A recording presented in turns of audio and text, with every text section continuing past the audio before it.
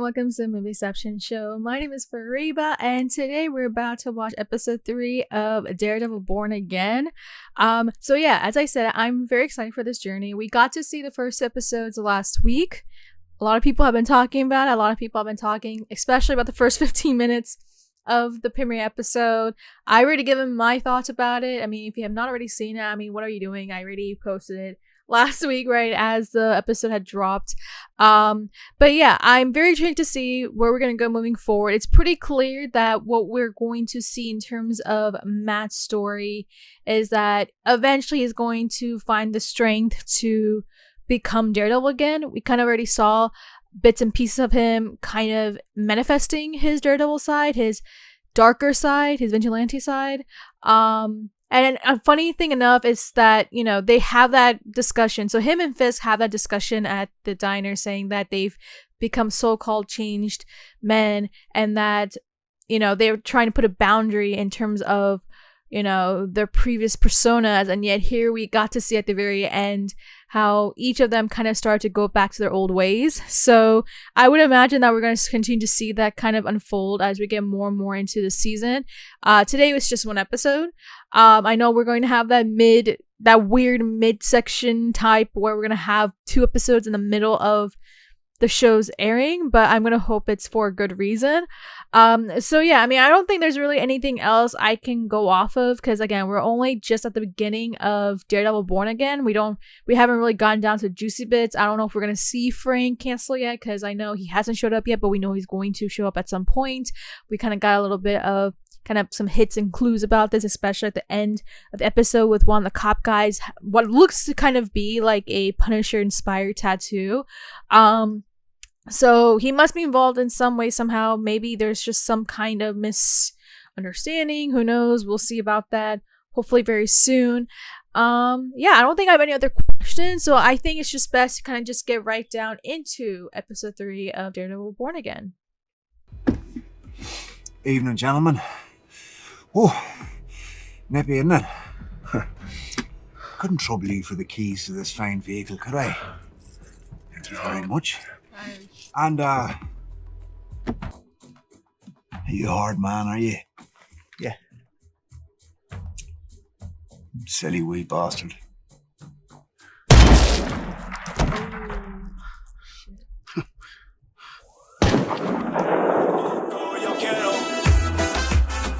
I look over my shoulder. Because there's no one at the head of the table. Without you or me there. They'll turn on each other. They're rats. Rats at the bottom of the barrel. Let them kill each other. And when they're done with each other, Goddamn. whoever is left standing will come after you. She's not wrong. That world. None of it is our concern. We'll see about that. Go fight. Officer Powell. You know, Murdoch, I bet Judge Cooper would be interested to hear that you're interfering with the police.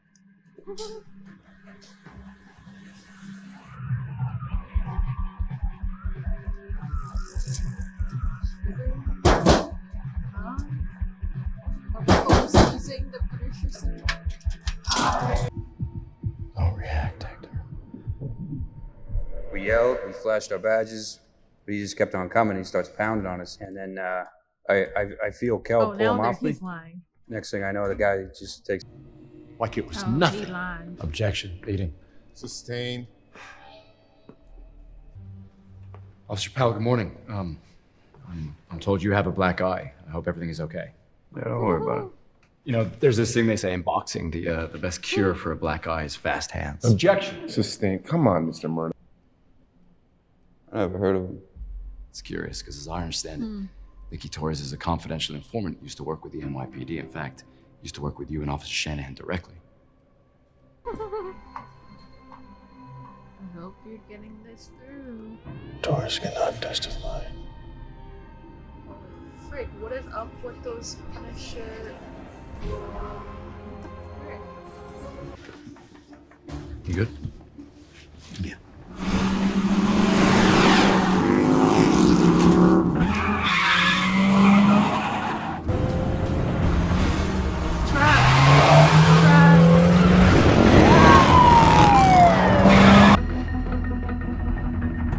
this mother. Morning, officer.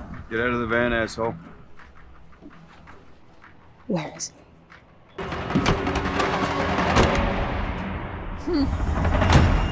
Oh, Natty. Come on, let's go. Go, run, rápido. No. I was home all night. Forgive me, I'm confused here. Previously, you stated pretty clearly. I don't work for the mayor. I work for the man. So he was fine when we prepped him. He's an annoying pain. Our only move. We're gonna need a lot more bourbon.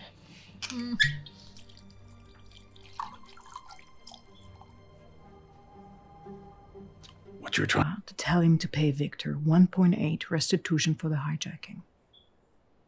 Oh. Let's not fall into a place where I don't. Did. No. You're punishing me for I'm Adam. not punishing you for You're anything. leaving me out in the cold. Adam. I know that's their son. What happened? But to risk your own safety to help a stranger. Wasn't the first time, was it? Is he gonna mention I don't the understand. White Tiger Well, I'm just stuff? saying that you put yourself in harm's way before. Many times. The question is, why? Mr. Ayala, yes or no? Are you the vigilante known as the White Tiger? Objection! Objection, Your Honor. Yes or no? Mr. Ayala. Order in my Oh no! court. Both of you in my chambers now. Oh no! I knew he was gonna do that. Shit.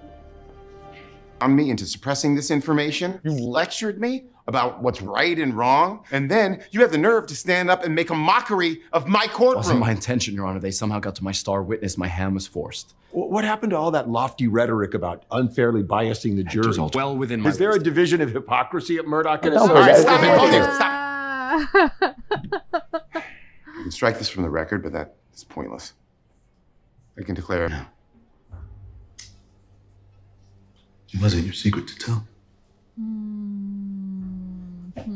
Just trying to keep you out of prison, buddy. We were losing. I had to take a big swing. Those You know, are Hector, big if words. you are acquitted. It's a calling. I didn't choose it. He chose me. Might as well ask me to stop breathing. There are other ways to I've help, seen someone talk like that before. other ways to contribute. Tiger appeared. He intervened, pulled the suspect off me, then helped me subdue and arrest the suspect. More police reports. Officer Reyes. Sound like the type of man who'd murder a police officer in cold blood. He is a man of integrity. The community says so. The police say so. The mask doesn't make the man. And when Hector Ayala pushed him in front of that train. But we're supposed to be okay with that, right? Because he's done some nice What things evidence for do you people. have for that? Because it was the right thing to do. In the matter of the people versus Hector Ayala, on the count of murder in the first degree, the jury finds the defendant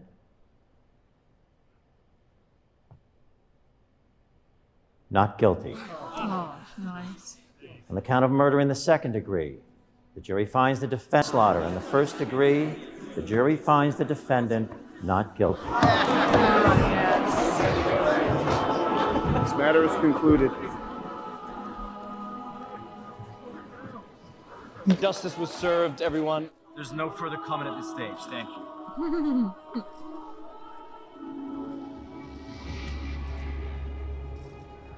Well, sir, a court and a jury found him not guilty. Courts fail, juries get it wrong. I should know.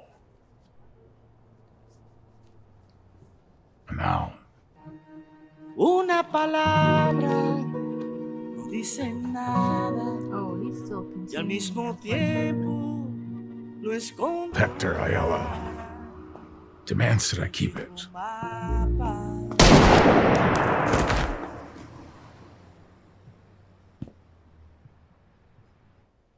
What? The rule of law must prevail. That can't be Frank. That was episode 3 of Daredevil Born Again. And wow, I actually have a lot to say. So, first off, this is very much perhaps one of the most like actionless episodes in a while, but I'm not gonna lie, I actually absolutely did, I was actually very hooked into this episode. I feel like once in a while, like we haven't had enough. Okay, I'm gonna kind of go back a little bit. I remember back in the original series, right? I think one of the great things about watching the first season particularly is the fact that we got to see a lot of Matt and Foggy taking a lot of cases, going to court, doing their legal stuff. And I think there is a lot of that, just that doesn't have to necessarily be about Daredevil, but seeing kind of the real life scenario where people go to court and all that sort of stuff. Like, there were a lot of interesting things about seeing the legal side of it. I mean, I think a very good case would be season 2 with the whole Frank Castle case and how that kind of, transpired. And so going into this, like, this case and this murder trial, it's like, okay, this is gonna be very interesting, because it's like it could have gone either way. Like, I could have been so bored that it would have been whatever. But I think that for the fact that we actually got to see a very heavy courtroom kind of episode, it was really refreshing. It's like we haven't really got to see this side of Matt in a long time. I mean, not at least not in the extent where it's just like he's not so distracted. Like, he is very invested in this case, and it's very clear how much this case means to him because of the whole vigilante situation.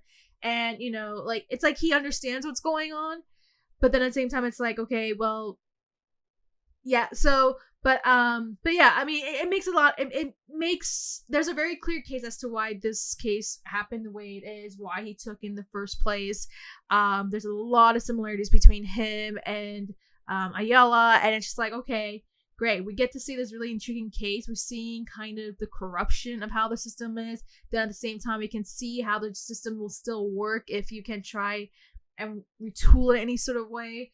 And I'm not gonna lie, like, I was actually very invested in seeing what's going to happen, especially when like he pulled the white tiger thing. I was just like, you did not just do that.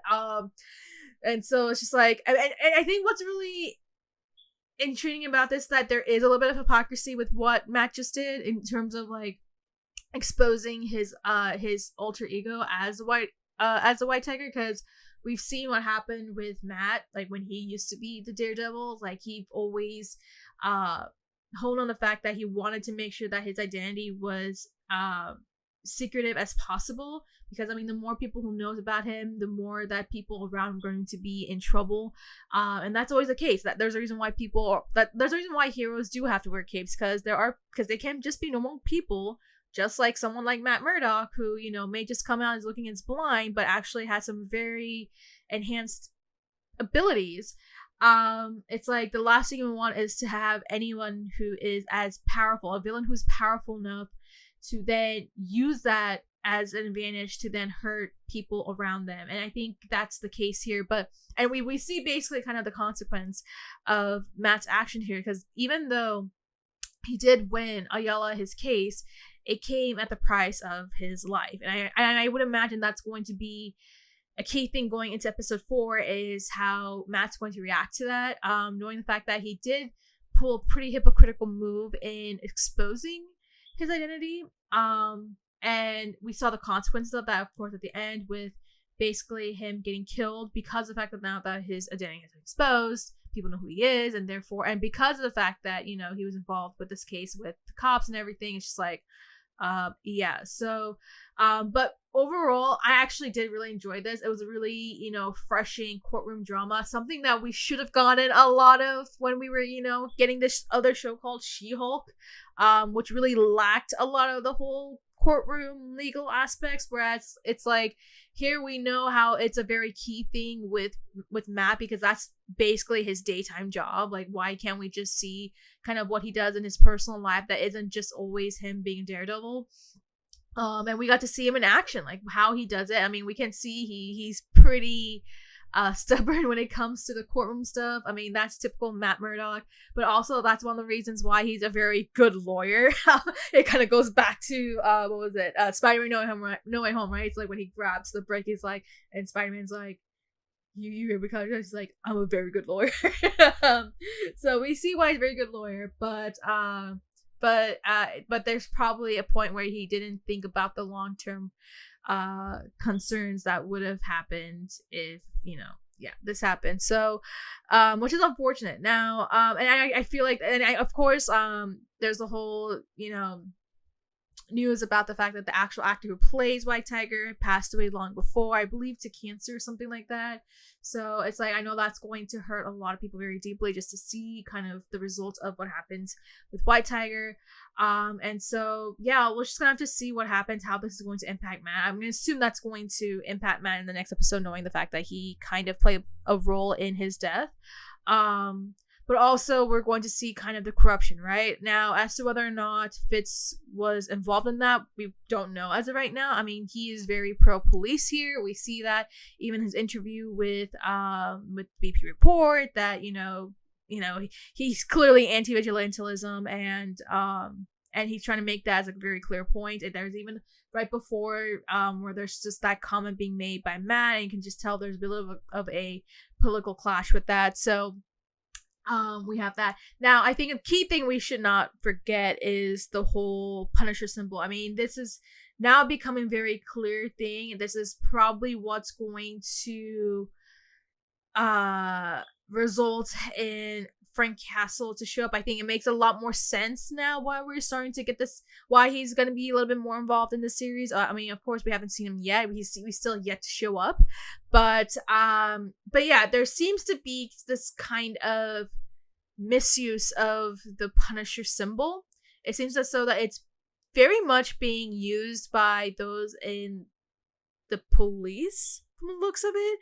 Like, I haven't seen, I feel like there was one other person, but it does seem as though that it's being misused by a certain group of people, thinking that, the whole idea of, because like I guess they just don't know what the Punisher is, because the whole idea of the Punisher, from what we recall, is that he is kind of like a vigilante who, because of the fact that Frank lost his family, that he used kind of his violence and his anger to then go after those who are equally as dangerous and a threat to society in some way, some form. But also a lot of what he did was also revenge. So, but it does seem as though that there's a certain group of folks out there who are misunderstanding what the symbol of the Punisher is. That's kind of what I'm getting the sense of here. And the more that we start to see this symbol, the more I'm just like, okay, I'm starting to get a sense that there's something going on with the Punisher symbol, and it's being misused. But the big question is, where is Frank Castle? Like, is he really truly involved in this, or is he just somebody who's just minding his business and seeing kind of the effect of people glorifying his Punisher persona and having this misunderstanding of what it really supposed to represent? And I think that's what's basically happening here, is that there's just a misrepresentation of the Punisher symbol, or it could just also be a matter of just framing. It could just be that Wilson Fisk just suddenly decided to go and hire someone to pretend to be the Punisher, to kind of make Ayala's example, to show why vigilantism is a bad thing. And maybe that's what he did, and we just don't know that. Who knows? I mean, we did see earlier in this episode how Vanessa was kind of taking a lot of things into her own hands, so maybe she could have been involved as well. There's a whole bunch of theories that we can really go into like deciphering how and why all this is happening, because clearly there's just no way that Frank would order something like this. This is not something that Frank Castle represent, not the Punisher ever represent. So it's just like, how could this happen? What will eventually catch Frank's attention to then suddenly come out into the limelight and address the situation of people kind of glorifying the Punisher, but with the wrong impression of it. So that seems to be a very big case here. I mean, yeah, it's a very devastating ending that we got to see with Ayala, because it's like, this is a guy who's just trying to protect the streets, who's trying to protect his people, and because of what happened with the case with the police, that he just became another victim of what's happening with the corruption and violence and gore that's happening and in and around the city of New York. And it's just like, okay, well, we'll see how this is going to carry on, how that's going to move forward as well. So I'm trying to remember if there's anything else, but I feel like we kind of got through everything that we need to address. We got through the case itself. The courtroom drama was really good. I think that was very investing. It's like, okay, we're finally kind of like, even though it may seem like a filler, it's really not, because it's kind of giving this intel of differing perspective about vigilantism and how people are responding to it. And we're seeing that coming from so many different people and their thoughts about vigilantism, and that seems to be a case here. And we kind of see the consequences even here, right? It's just like, okay, here's an example of a guy who's knitting down to be exposed because of a situation that's happening with his case. And now it's a matter of seeing how that's going to escalate, because that seems to be a very key issue that I would not be surprised if Fisk himself is going to try and push in his upcoming, speeches, interviews, whatever. It seems to be the case that that's going to probably become a priority as we get more and more into the series. This is a very, I feel like this is a very investing episode, especially one that's like that takes a very different direction. Again, the whole courtroom drama. I love watching courtroom drama, so it's like, okay, this is not a bad thing for me. So that's why I was easily invested in this. And it's just like, okay, I wonder where things are going to move forward now, especially because, again, of what happened just now.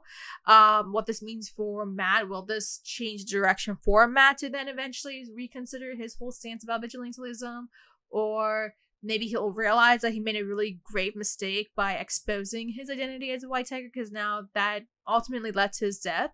So there's that. Of course, we still have yet to meet some other players, right? I mean, we haven't met Muse yet. Like, where is Muse? We have yet to see him even show up anywhere. Although I think there was a little bit of a glimpse of him. I believe at the end of the first episode. Yes, I want to say yes. But we haven't really kind of met him yet. That's what I'm trying to imply there. So we still have to meet him. Things are probably going to escalate. At some point, we're going to have to see Frank.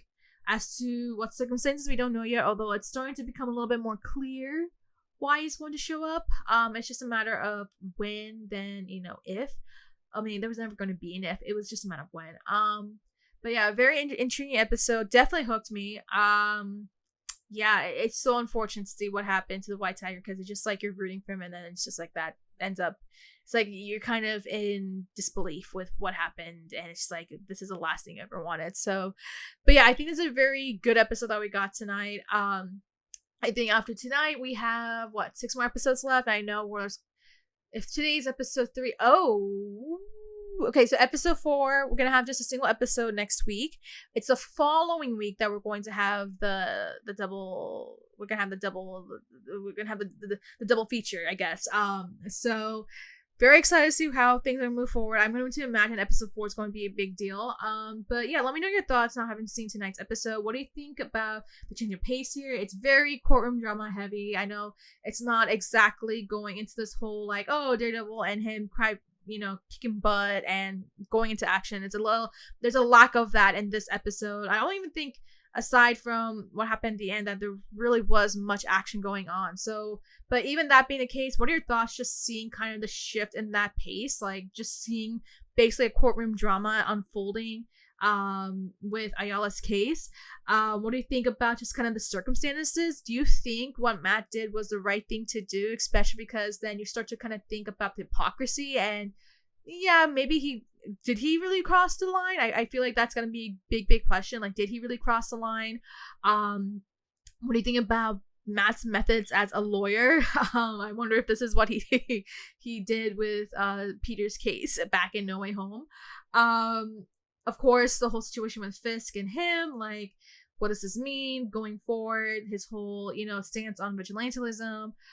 Is this going to, especially with what happened at the end of the episode, is this going to change Matt's stance moving forward about vigilantism? Is this going to become the spark for him to maybe reconsider becoming the Daredevil again? And of course, the matter of the Punisher symbol. Is it being misused? is Frank really behind all this, or is there just a group of people who just don't seem to understand what the Punisher symbol represents? Let me know your thoughts below and make sure to like and subscribe.